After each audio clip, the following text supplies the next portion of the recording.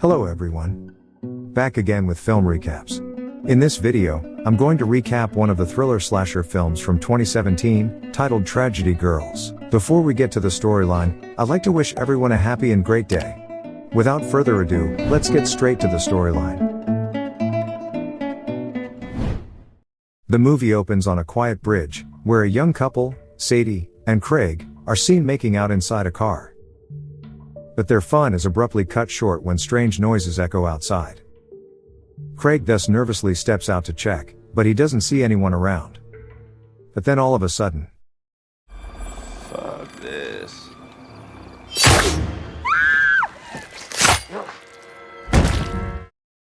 Sadie screams in terror and runs into the nearby woods, while the killer begins chasing after her. But soon, the man trips on a wire and falls, after which another girl, Michaela, emerges from hiding. The two girls attempt to knock him out with a taser, but when it fails, Michaela strikes him with a hammer to finally make him unconscious. In the next scene, the masked man wakes up inside some kind of warehouse, where he's tied to a chair. He turns out to be a notorious serial killer named Lowell, who threatens to cut the girls open from the inside out. However, the duo reveals that they're actually his biggest fans, and they run a blog about brutal murders called Tragedy Girls. It turns out they've been trying to lure him for a long time, and Sadie had to make out with almost 30 guys, before Lowell finally showed up. She then tells him they want him to be their mentor and teach them, but Lowell shows no interest and spits at her.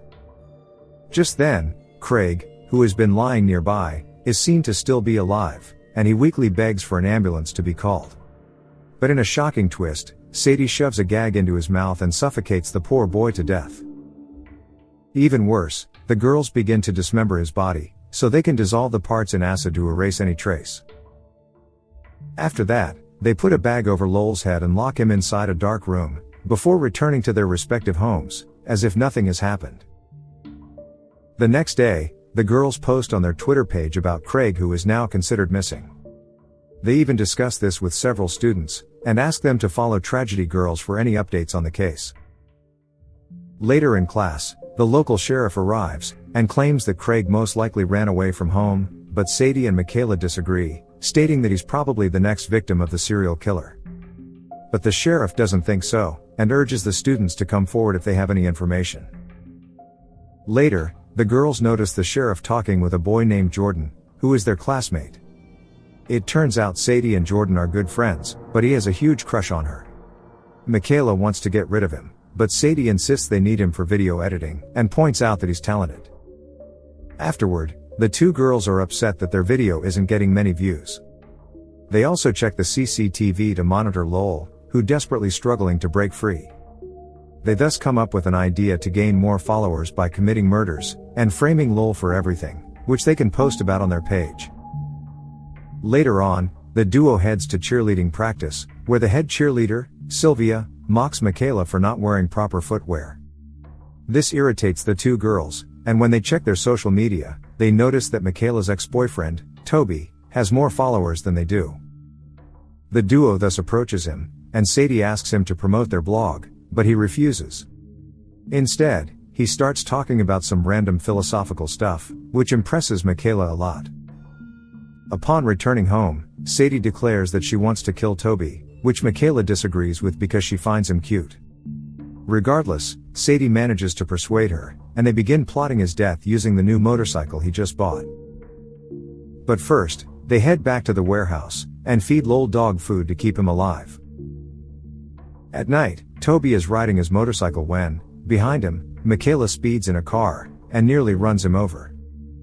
The confused boy accelerates, only to encounter spikes on the road, forcing him to swerve violently into the roadside. Sadie has been recording the entire thing, and the girls excitedly watch the video. But soon, they hear Toby groaning in agony nearby, and realize he is still alive. And so, they begin stabbing him multiple times to finish the job, right when a car pulls over nearby.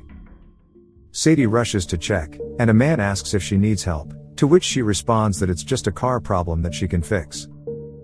Meanwhile, Toby tries to scream for help, so Michaela brutally drives another stab into him. Toby thus states that if he's going to be murdered, he's glad it's her, and soon takes his last breath. Disturbingly, Michaela becomes aroused by his words, and begins kissing his lifeless body until her friend arrives and stops her. The next morning, the two girls arrive at school, excited to spread the word about how they found Toby brutally murdered this morning. However, they are disappointed to learn that the authorities have ruled it as just a road accident, not a murder. They then come across Jordan, who claims he supports them, since they're the only ones trying to make people see the truth. He also warns that it could be dangerous for them with a serial killer on the news, but the duo says they aren't scared. Later, Sylvia gathers a prom committee and suggests that, since two of their classmates have died, they should cancel the prom this year to honor them. Michaela and Sadie strongly disagree with this, sparking a heated argument between them. Sylvia thus decides to hold an open vote, and when the majority sides with her, it infuriates the two girls. Afterward, the duo heads to a showcase where Sylvia has made a wooden library model, intended for people to leave and share books. This makes them very jealous, so they decide to thrash it to get their revenge. Soon, Sylvia discovers her model has been utterly destroyed and begins to panic, since this was her key opportunity to win a scholarship. In the evening, Sylvia stays late at school to finish her project, right when she hears strange noises, and the lights go out. She manages to turn them back on, but finds herself surrounded by two masked figures wielding knives. Sylvia asks who they are, but quickly recognizes Michaela's shoes. She then tries to run away, but one of the masked girls pushes her against a button, which activates some chains, lifting the poor girl and causing her to collide with a saw, which brutally cuts off her head. But the two are annoyed by this, as this will also look like an accident, so they dismember the body into several pieces to spread the fear of the serial killer. The next morning, when a student returns to the school, she is horrified to find Sylvia's body scattered everywhere. This gruesome scene finally proves the serial killer theory, instantly boosting the tragedy girls' popularity, and gaining them more followers. A journalist wants to interview the two girls, while students are also eager to take pictures with them.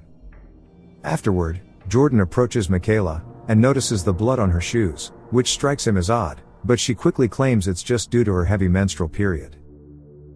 Later, at the school auditorium, the two girls play footage to honor Sylvia, and urge the audience to follow their Twitter page. However, they are abruptly interrupted by a local firefighter named Big Al, who steps onto the stage, and delivers a motivating speech.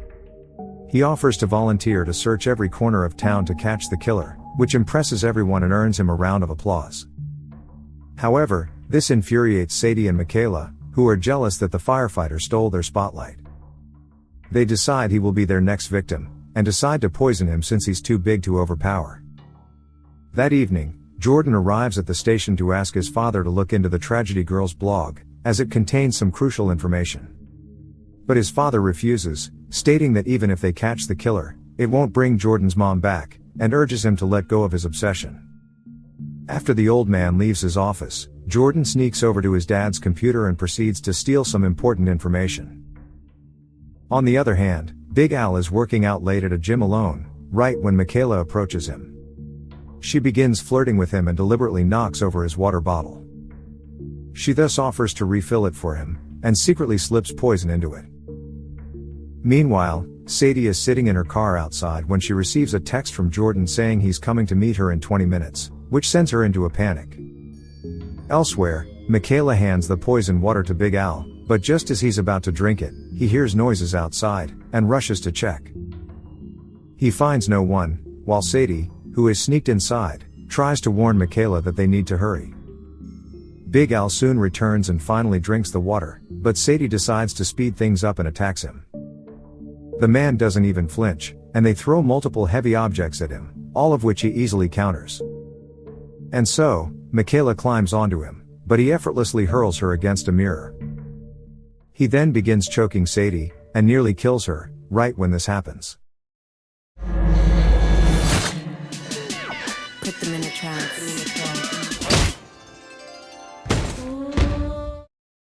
Up next, Sadie drops a barbell onto his head, smashing his skull open. Afterward, Jordan arrives to meet Sadie, and hands her the information he stole, including police reports, and crime scene photos from all the murders. Sadie thanks him for being such a good friend, but when he tries to kiss her, she dodges it and starts talking about the investigation instead. The next morning, a trainer arrives at the gym and is horrified to find Big Al's body in such a gruesome state. Soon, word spreads about the incident, causing the Tragedy Girls blog to blow up and gain 105K followers. Later, the residents gather at the town hall for a meeting, where the sheriff urges everyone to stay calm.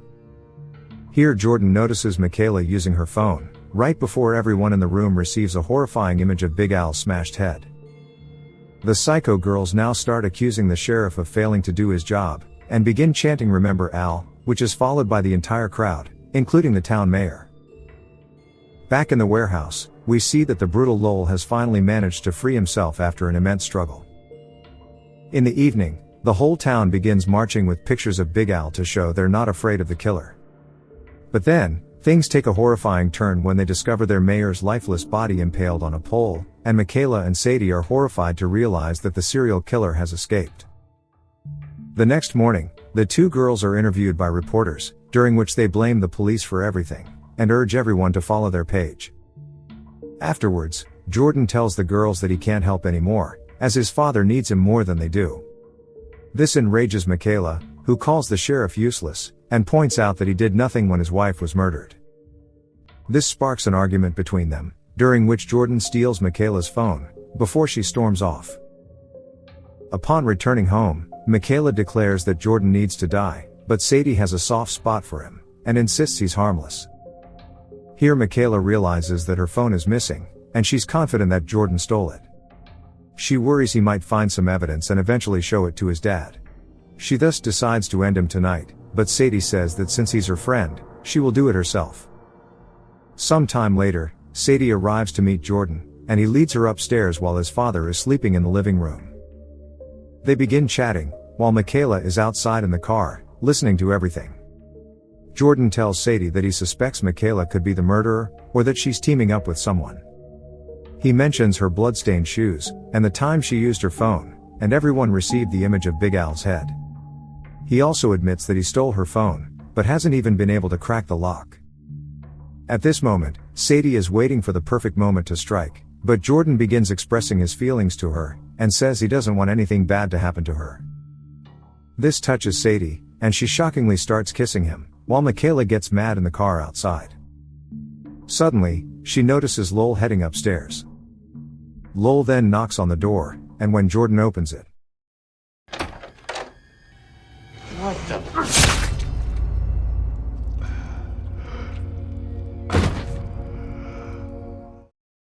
Lowell then lunges at Sadie, and the two engage in a brutal and intense struggle.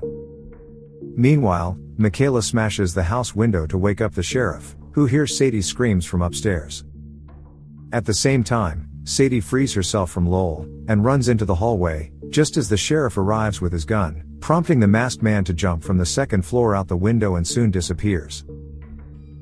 The sheriff rushes to his injured son, who reveals that it was Sadie who saved his life. Sadie calls 911, while smashing her friend's phone, and at the same time, Michaela notices the injured Lowell fleeing from the house. The scene then cuts to 2 weeks later, when the sheriff is seen giving a speech, stating that since the attack at the house, there have been no sightings of the killer. Jordan has survived as well, and the sheriff gives full credit to Sadie for bravely confronting the attacker. The crowd erupts in applause for her, while Michaela burns with jealousy, and storms off. Later, Sadie and some girls are preparing decorations for prom in the gymnasium when Michaela arrives and pulls her aside for a conversation. Here Michaela accuses Sadie of enjoying all the attention, while also hooking up with the loser she was supposed to kill.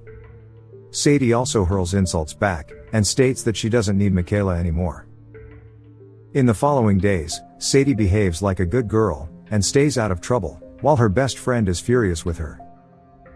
Days later, it is finally prom night, where Jordan arrives to pick up Sadie, and they head to the school.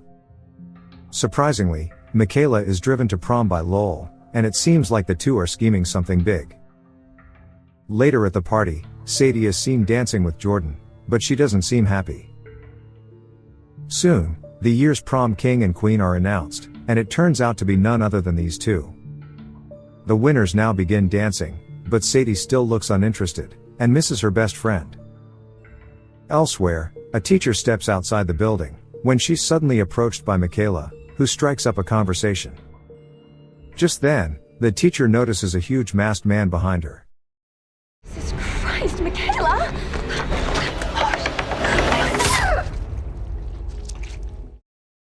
Michaela stabs her in the back, and brutally slits her throat, finally ending her life. Moments later, Sadie receives a picture of her dead teacher sent by Michaela, which shocks her.